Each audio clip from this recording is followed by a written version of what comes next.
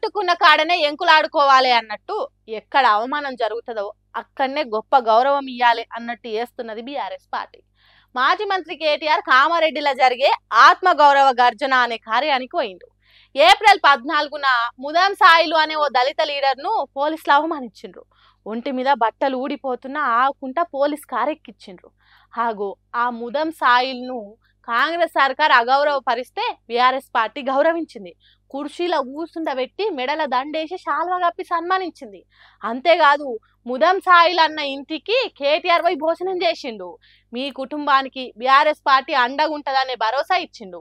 అక్కడి ఆత్మగౌరవ గర్జనల కేటీఆర్ మాట్లాడుకుంటా ముఖ్యమంత్రి అంటాడు, ఏమున్నదా కడుపు కట్టుకుంటే ఒక్క సంవత్సరం 40,000 కోట్లు కట్టేయచ్చు, కడుపు కట్టుకుంటే ఎడమ చేత్తో ఇచ్చేయచ్చు 40,000 కోట్లు అన్నాడు. 40,000 కోట్లకు ఆయన 10,000 మింగేసిండు తెల్లారి వరకు. మళ్ళా తెల్లారో మర్నాడు కేబినెట్ మీటింగ్ పెట్టిరు, మంత్రులందరూ కూర్చొని తెల్లారు కేబినెట్ లా 40,000 కోట్లు కాదు 31,000 కోట్లే అన్నారు. మళ్ళా 9,000 మింగింది.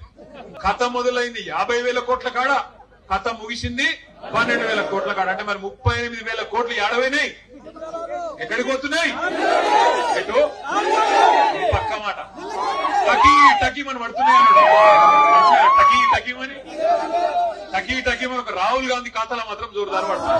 ఇట్లా రుణమాఫీ మీద సర్కార్ ఎట్లా మోసం చేసిందో చెప్పుడే కాదు, వచ్చే సర్పంచ్ ఎంపీటీసీ ఎన్నికలలో జనం ఏం చేయాలని కూడా చెప్పిండు. రేపు జెడ్పీటీసీ ఎంపీటీసీ సర్పంచ్ ఎలక్షన్లు వస్తున్నాయి. ఎట్లనైతే సాయిలన్న బట్టలు వాళ్ళు ఇప్పిండ్రో వాళ్ళ బట్టలు మీ ఓటే తూట, ఇంకేం చేసి అక్కర్లేదు. వస్తారు మళ్ళా దగ్గరికి, అన్న అంటారు, బావ అంటారు, బామ్మడిది అంటారు, అల్లుడు అంటారు, తమ్మి అంటారు, దండం పెడతారు. గ్యారంటీ కార్డులు వంచిండ్రా ఇదివరకు మీ కాడ? ఒక్కటన్నా గ్యారంటీ అయిందా? ఒక్కటన్నా అయిందా కనీసం? కాబట్టి గట్టిగా బుద్ధి చెప్పుండ్రు అన్నట్టు కార్యకర్తల కడుపు నిండా ఫుల్ జోష్ నింపిండు. అట్లనే గురుకులం పిల్లలు పడుతున్న తిప్పల గురించి చెప్పిండు. ఇవాళ మన గురుకులాల్లో మన పిల్లలకు విషం పెడుతున్నాడు రేవంత్ రెడ్డి. 100 మంది పిల్లలను బలి తీసుకున్నాడు ఇప్పటికే. కానీ ఆయన మాత్రం ఏమ్లాడ గుడికోతే రేవంత్ రెడ్డి పెట్టిన బువ్వ, తిన్న బువ్వ ఖర్చు ఎంతో తెలుసా? ప్లేటుకు 1,35,000 రూపాయలు. ఏం తింపాడో నాకైతే తెలియదు. బంగారం తినడా వాడు, వెండి తినడా? ఒక ప్లేటుకు 1,35,000 అట. ఆ అందగాతలందరినీ పిలిచిండు చూడు, మిస్సు బాళ్ళ మీద పెట్టిండు. సుందరాంగులను పిలిచి పెట్టిన భోజనానికి ఆయన ఖర్చు ఎంత ఎరికైనా? ప్లేటుకు ఒక్కొక్కల బువ్వకు 1,00,000. మరి 1,00,000 సుందరాంగులకు పెడతావు, నువ్వు ఎమ్లవాడకు వచ్చి తింటే 1,35,000 అవుతుంది. మా పొరగంలో కనీసం 100 రూపాయలతో మంచి భోజనం పెట్టేస్తలేదా నీకు? లేవా పైసలు? బయట వాళ్ళకు పెడతానికి మస్తుకుంటాయి.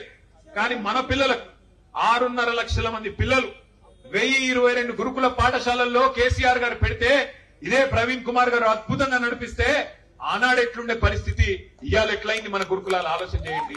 ఇగో ఇట్లా బాగానే వేసుకున్నాడు కాంగ్రెస్ సర్కార్ను. అయితే ఈ సభల పాటలు రాసి వాడే తెలంగాణ ఉద్యమకారుడు దేశపతి శ్రీనివాస్ కూడా మాట్లాడిండు.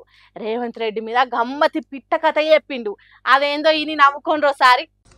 ఒక ఆయన ఒక టీవీ కొందామని పోయిండట. టీవీ కొందామని, మంచి టీవీ కొనాలనుకున్నాడట. అంటే ఎక్స్ట్రాడినరీ ఫీచర్స్, చాలా న్యూ టెక్నాలజీ. ఇప్పుడు ఏదైతే ఉన్న టీవీల కంటే కొత్త మోడల్ టీవీ ఒకటి కొందామని పోయిండట.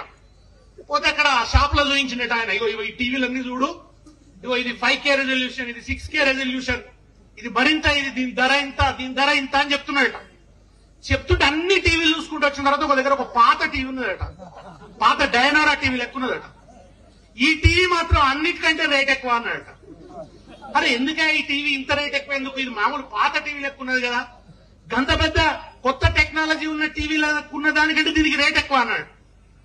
ఇందులో ఒక ప్రత్యేకత ఉన్నది, దేంట్లో లేని ఫీచర్ దీంట్లో ఉన్నది ఏం చెప్పింది. ఏందా ఫీచర్ అని అడిగిందట. బ్రహ్మాండమైన ఫీచర్ అది, తెలంగాణ ప్రజలందరూ కోరుకుంటున్న ఫీచర్ అన్నాడట. ఏందన్నట? ఏముందా, రేవంత్ రెడ్డి స్పీచ్ మొదలు పెట్టగానే ఆటోమేటిక్ ఆఫ్ అయిపోతుంది కదా.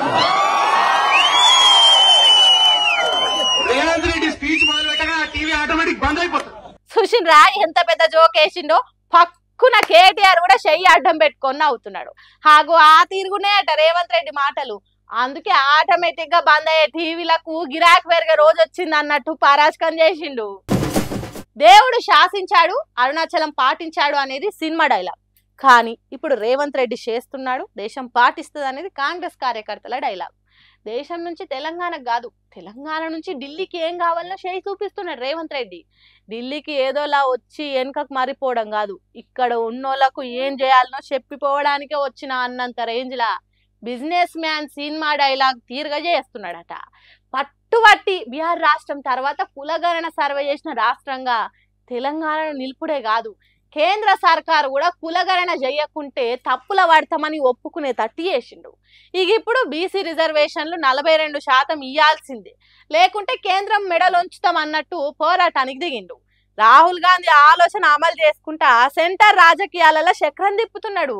దేశం మొత్తంలో ఉన్న బీసీ లీడర్లను ఏకం చేసే ఉపాయము కాంగ్రెస్ పార్టీ తీసుకురావాల్సిన పనిని పార్టీ ముంగట పెట్టిండు.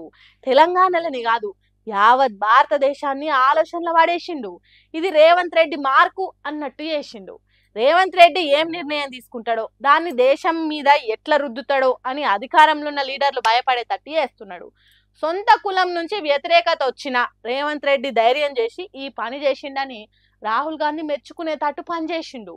ఇసోంటి లీడరు కాంగ్రెస్ పార్టీకి చాలా అవసరమని ఢిల్లీ కాంగ్రెస్ పార్టీ లీడర్లు అనుకునేటట్టు చేసిండు.